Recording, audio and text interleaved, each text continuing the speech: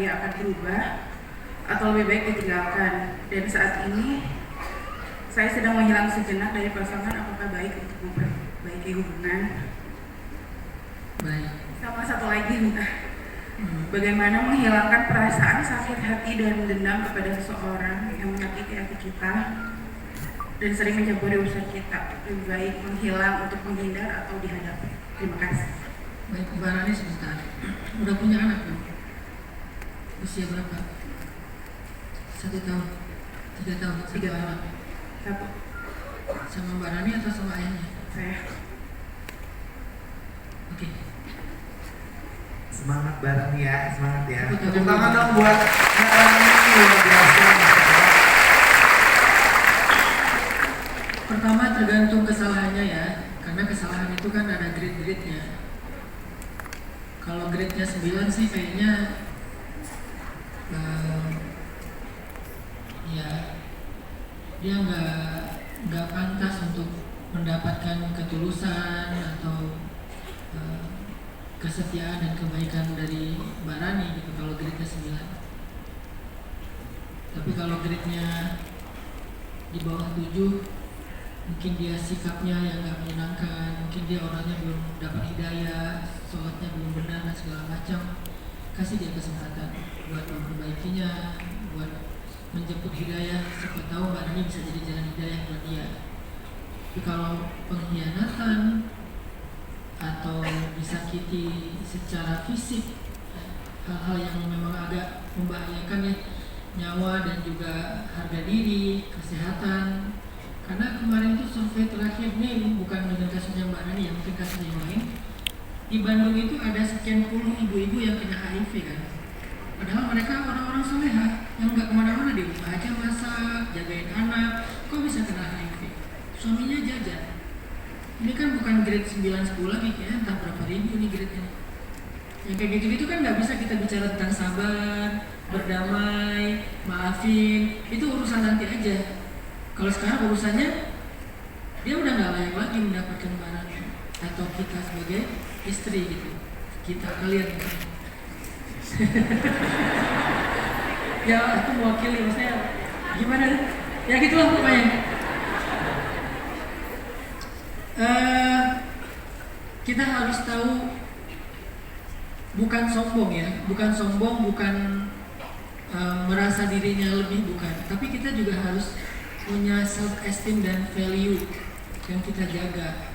Jangan sampai kita menjadi orang yang menyia-nyiakan kebaikan, value, nilai yang Allah berikan kepada kita gara-gara kita memberikannya kepada orang yang gak pantas untuk mendapatkannya. Jangan sampai kayak gitu juga.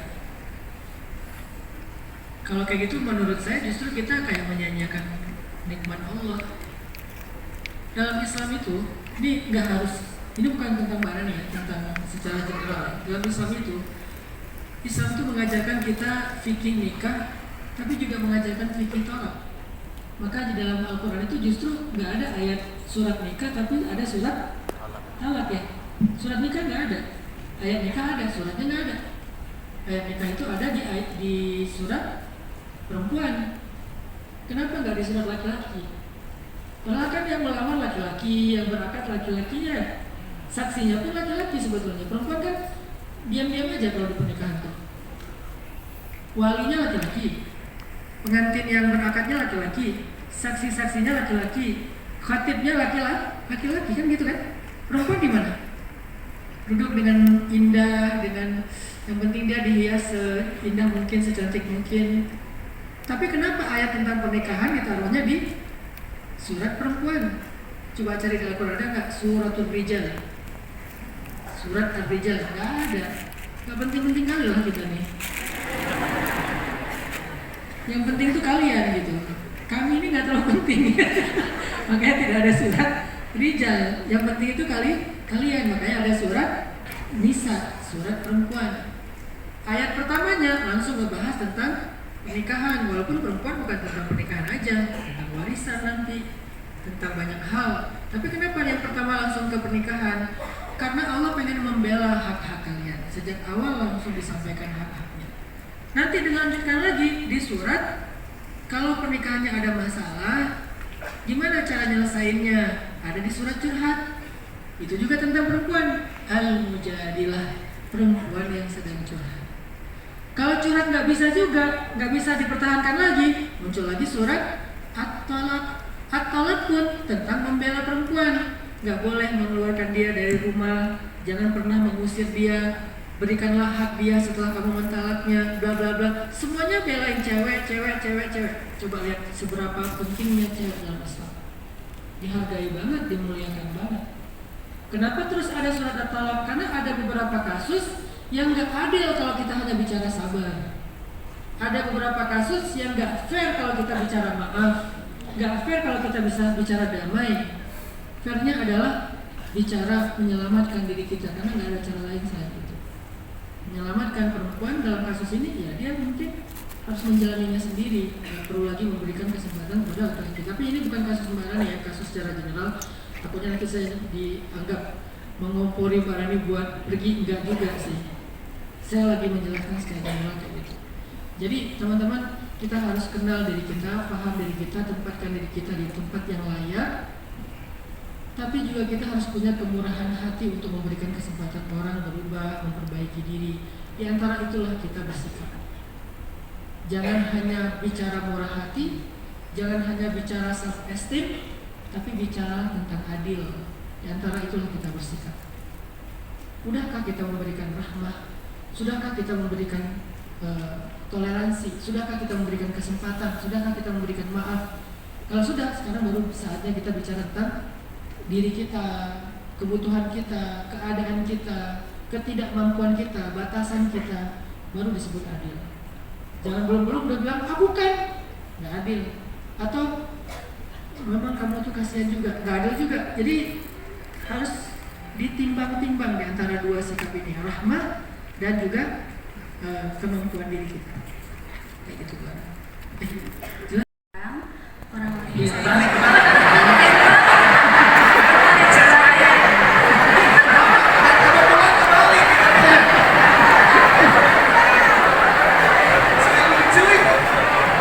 Bahaya juga ya, hilang setelah sembuh hilang.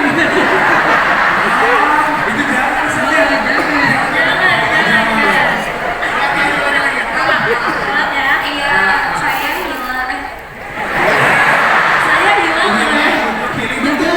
Saya sedang bilang untuk Kurang lebih udah 1 tahun Ustaz. Tapi untuk ranah ini saya itu tuh dari keluarga. Kebetulan saya dari keluarga sederhana dan broken home, dan saya memutuskan untuk healing keluar dari rumah. Setelah ibu saya meninggal, saya memutuskan tinggal bersama nenek saya karena ayah saya itu terbilang toksik untuk di zaman sekarang. Saya tidak dapat cukup nafkah finansial mengenai background agama ataupun yang lain. Jadi setelah perjalanan panjang ditambah ibu saya meninggal, kurang lebih ada 10 tahun, saya memutuskan untuk keluar karena untuk menjaga mental saya. Dan yang menjadi saya ragu itu setelah 1 tahun ini, karena selama proses itu saya sudah dibantu banyak sama nenek saya dan kurang lebih sama om dan tante saya. Dan saya paham mengenai balas budi. Nah, saya keluar karena ada hal-hal tertentu yang memang sudah nggak bisa saya tampung, jadi saya memutuskan untuk keluar. Dan yang saya bikin ragu adalah saya ingin hilang seperti yang Pak Ustadz lakukan 20 tahun, tapi saya takut ketika saya balik kembali menjadi best versi saya, nenek saya sudah tidak ada. Kayak gitu. Dan satu lagi pertanyaan yang saya lagi tanyain dari sekarang, people come and go, teman hanya teman. Dan kebetulan saya tidak punya background keluarga yang mencukupi untuk emosi, finansial, dan sebagainya. Saya tinggal di kosan sendirian dan saya punya pikiran ini. Saya tidak ingin dikenang sama teman-teman saya cuma ingin dianterin ke hari terakhir saya. Karena people come and go, dan saya ngerasa kita punya masalah masing-masing gitu. Jadi ketakutan saya adalah saya takut nggak ada yang nganterin saya ke hari terakhir, karena posisinya saya juga jauh dari keluarga dan keluarga saya juga ada yang nyari saya. Pertanyaan saya cuma satu itu, dan sampai sekarang pertanyaannya, kalau misalkan nanti saya meninggal, kita kan gak ada yang tahu umurnya Pak Ustadz, ada gak yang nganterin gitu? Saya cuma takut itu. Makanya saya minta sama teman-teman terdekat saya yang masih berhubungan, saya bilang jangan dikenang masa-masa baik saya, tapi tolong anterin jika memang saya sudah dijemput sama Allah. Terima kasih.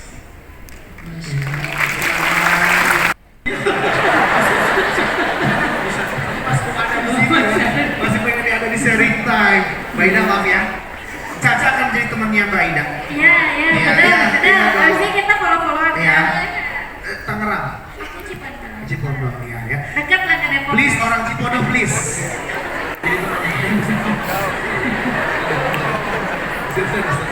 Mbak Ida maaf ya.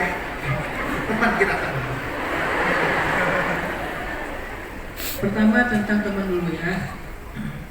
People come and go. Buat saya, circle pertemanan itu memang titipan Allah, bukan dia datang dan pergi. Allah mendatangkan kepada kita orang-orang yang memang saat itu kita butuhkan, lalu menggantinya dengan orang-orang lain yang kita butuhkan di waktu yang lain. Jadi jangan salahkan mereka kalau mereka datang kemudian pergi. Memang kayak gitu siklusnya. Karena kalau kita merasa bahwa mereka bisa datang hari ini dan someday mereka akan pergi, kita akan mengalami trust issue. Kita akan sulit untuk punya ikatan atau keakraban dengan seseorang. Kita akan mengalami rasa gelisah, anxiety, bagaimana kalau nanti dia meninggalkan aku saat aku membutuhkan. Coba kembalikan lagi kepada hakikat pertemanan dalam Islam. Teman itu seperti pakaian. Allah memberikan kita pakaian dengan beberapa versi yang kita pakai untuk kebutuhan yang berbeda-beda. Ketika kita olahraga, kita pakai pakaian olahraga. Ketika formal, kita pakai pakaian formal. Nongkrong pakai pakaian nongkrong. Kok jadi pakaian sih? Pakaian. P bukan F ya. Sering di Bandung Ustaz. Selama di Bandung ya. Jadi teman itu adalah seperti pakaian kita. Allah akan memberikan kita rezeki pakaian sesuai dengan kebutuhan kita. Saya nggak suka pakai sepatu asalnya. Walaupun kadang-kadang outfit saya tuh nggak nyambung ya. Tapi saya enjoy aja karena saya emang nggak suka pakai sepatu. Sampai suatu saat saya punya amanah-amanah yang mengharuskan saya pakai sepatu. Akhirnya dapat hadiah ulang tahun dari istri saya sepatu. Kemudian nggak saya pakai lagi. Saya pakai pas kebutuhan aja gitu karena emang nggak nyaman banget pakai sepatu. Kemana-mana pakai sendal, enak banget gitu pakai sendal. Di situ belajar bahwa ternyata emang pakaian itu diberikan sesuai kebutuhan. Dulu mungkin pakai motor karena pengen yang cepat gitu. Sekarang pakai mobil karena pengen yang jauh. Kalau lagi jaraknya dekat, cepat motor. Kalau pengen yang jaraknya jauh, nyaman, mobil misalnya. Itu diberikan rezekinya oleh Allah sesuai kebutuhan. Karena dulu belum banyak kegiatan di luar kota, ya dikasih rezekinya motor. Setelah banyak kegiatan di luar kota, dikasih rezeki mobil. Ketika anak masih 1, dikasih rezeki rumah kontrakan di tempat pembuangan sampah. Ketika anaknya udah 4, dikasih rezeki rumah yang lebih nyaman dan punya kamarnya masing-masing. Maka begitu juga dengan hal-hal yang lain dalam kehidupan kita, termasuk takdir pertemanan. Mereka bukan come and go, mereka hanya berganti sesuai kebutuhan kita dan Allah yang menggantikan mereka. Mereka pun punya siklus yang sama dalam kehidupan pribadinya. Toh kita pun bagian dari itu kan, bagian dari siklus itu. Kita tidak datang dan pergi, hanya di waktu tertentu kita tidak cocok untuk kebutuhan dia. Maka teman tetaplah teman, kita ketemu nggak ketemu, ada di list kontak kita atau hilang, dia tetaplah teman kita. Mungkin hari ini kita ketemu dia, besok enggak, Tapi someday kita akan ketemu lagi ketika kita membutuhkan dia. Itulah teman, karena dia adalah rezeki dan anugerah dari Allah.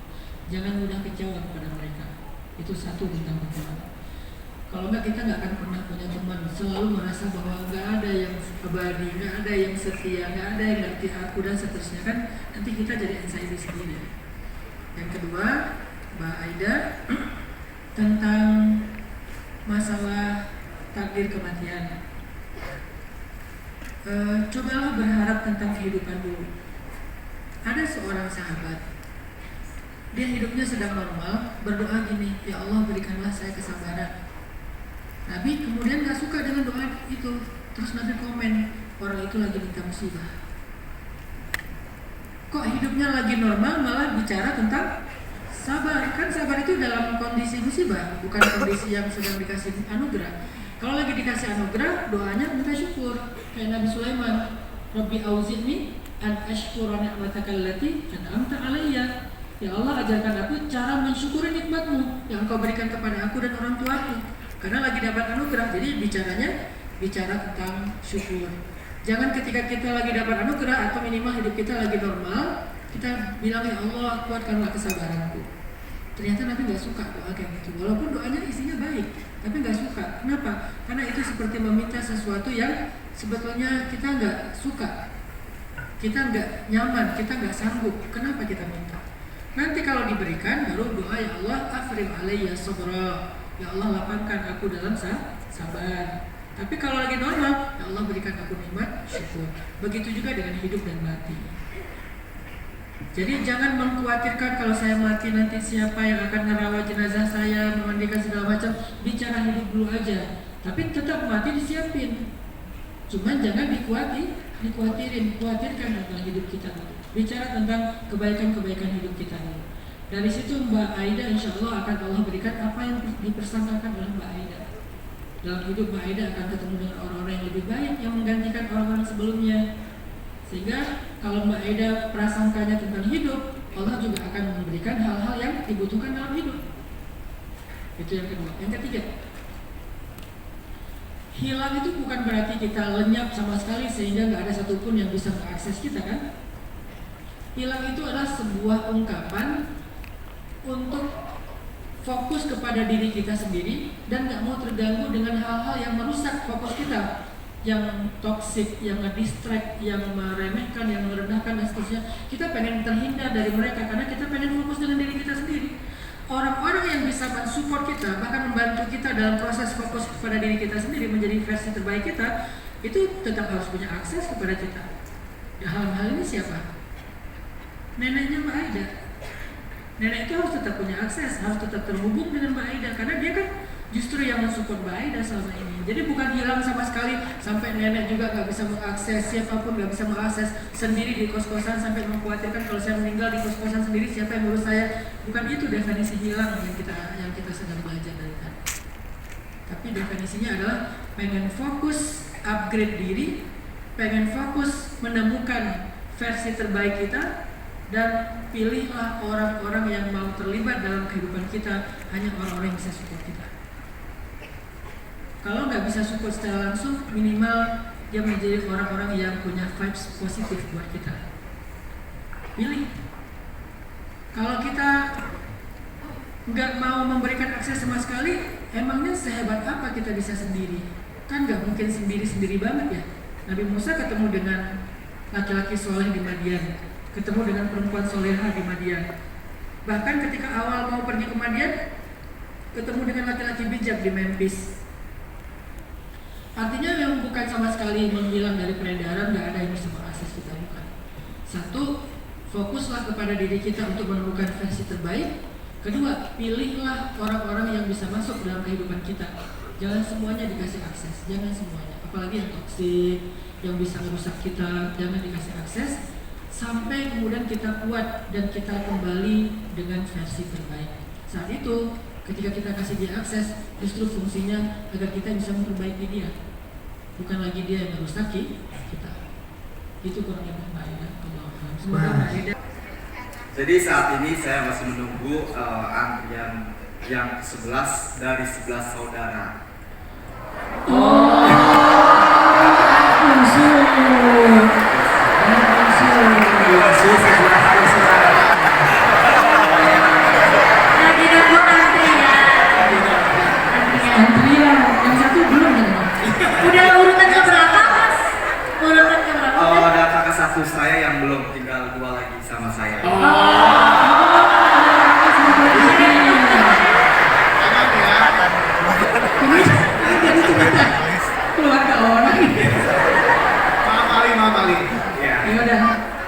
dengan jalannya waktu saya mencoba untuk berusaha untuk membenahi diri dengan menunggu kakak saya yang Bentar, aku penasaran mukanya. Oh, Masya Allah. Keren ya? Keren, Masya Allah. Bener-bener.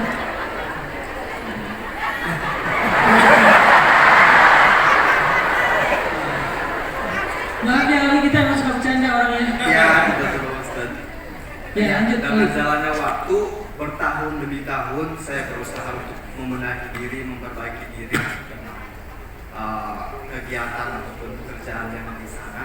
Nah, yang perlu saya tanyakan di dalam Islam, apakah hukum melangkahi seorang kakak yang pertama? Kemudian yang kedua, dalam Islam bagaimana cara Ini pertanyaannya banyak banget. Masya Allah ya.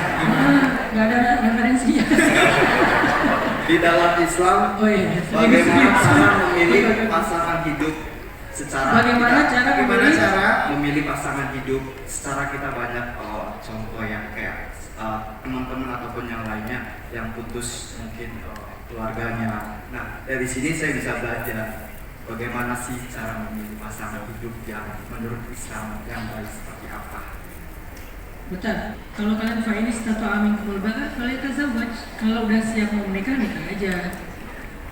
Nggak harus secara fikih ya, secara syariat ya. Tinggal nanti secara moral. Karena masing-masing keluarga itu punya standar moral sendiri. Tapi kan yang terjadi di keluarga Ali, udah tuh kakak-kakaknya duluan melangkahi yang pertama. Jadi sebetulnya di keluarga Ali juga bukan masalah sih kalau melihat kayak gitu. Kan kalian 11, 9 udah nikah ya? Ya. Ya berarti kan kakak pertama itu dilangkahin sama 9 saudaranya. Dan itu nggak masalah kan? Nggak kan ya? Begitu Ali. Iya ada yang Iya. juga sih. Banyak rahasia. Oh iya banyak. Oke, itu satu ya. Jadi nggak apa-apa Ali. Ali jangan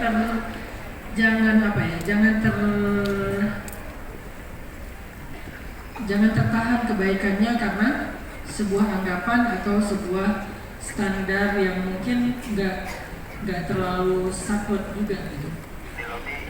Ya kalau bisa kakaknya duluan, kalau enggak juga nggak apa-apa. Itu yang pertama. Yang kedua, gimana cara kita mendekati seorang calon pasangan kita? Karena melihat banyak pengalaman teman-temannya putus, kecewa, sakit hati dan seterusnya. Kan ada fikih ta'aruf. Ta'aruf itu bukan pacaran Islami ya. Mau aku bangunin tahajud? Hari ini udah tilawah belum? Iya. Kamu puasa nggak? Gitu. Kamu taruh di mana? Itu pacaran Islami yang sebetulnya nggak ada dalam Islam. Yang ada adalah ta'aruf. Apa itu ta'aruf? Mencari tahu. Secara bahasa arti ta'aruf mencari tahu. Harus tahu apa yang mau dicari tahu. Gimana sih? Kita harus tahu apa yang dicari tahu. Benar nggak? Apa yang mau tahu? Caca bikin ini complicated. Jadi kita harus tahu apa yang kita mau cari. Kok kedengarannya aneh ya? Ya gitu bener kan? Misalnya laki-laki, apa yang dicari dari laki-laki? Tanya sama Sayyidah Khadijah. 1, tanggung jawabnya. 2, sifat rahmahnya. 3, kemampuan finansialnya. Tanggung jawab dengan kemampuan finansial itu beda ya. Tanggung jawab itu lebih kayak apakah dia orang yang berpengaruh di dalam masyarakatnya, di keluarganya, di organisasinya. Itu penting laki-laki itu. Kedua, rahmah, seberapa penyayang dia dalam kehidupan sehari-hari. Ketiga, finansialnya, seberapa mampu dia secara finansial. Dan kemampuan ini bukan tentang dia kaya miskin, tapi tentang dia mau berjuang nggak untuk menafkahi gitu. Yang keempat, Sayyidah Khadijah melihatnya dari personal brandingnya, profilnya dia secara pribadi, dia orangnya kayak gimana, mulai dari fisiknya segala macam. Itu dilihat 4 hal oleh Sayyidah Khadijah pada sosok Muhammad. Dicari tahu lewat Maisarah, baru kemudian memastikan hatinya udah siap, maka minta Nabi Muhammad untuk melamarnya. Jadi itu ta'aruf. Perempuan juga gitu. Apa yang dilihat dari perempuan? 1, fisiknya. Nabi menyuruh laki-laki melihat perempuan yang mau dinikahi, tapi itu hanya untuk kebutuhan ta'aruf ya, bukan scrolling. Lagi ngapain lo? Lagi kan disuruh lihat, nih lagi lihat ya. Kalau belum serius jangan dilihatin, kalau udah serius memang dilihatin. Ada sahabat yang melihatnya di balik tembok, diam-diam ngintip di balik tembok, oh itu ceweknya, udah. Berarti kan dulu perempuan di zaman Nabi nggak semuanya bercadar kan? Ada yang cadar, ada yang nggak cadar, itu pilihan masing-masing, dua-duanya syariat. Jadi dilihat wajahnya sama di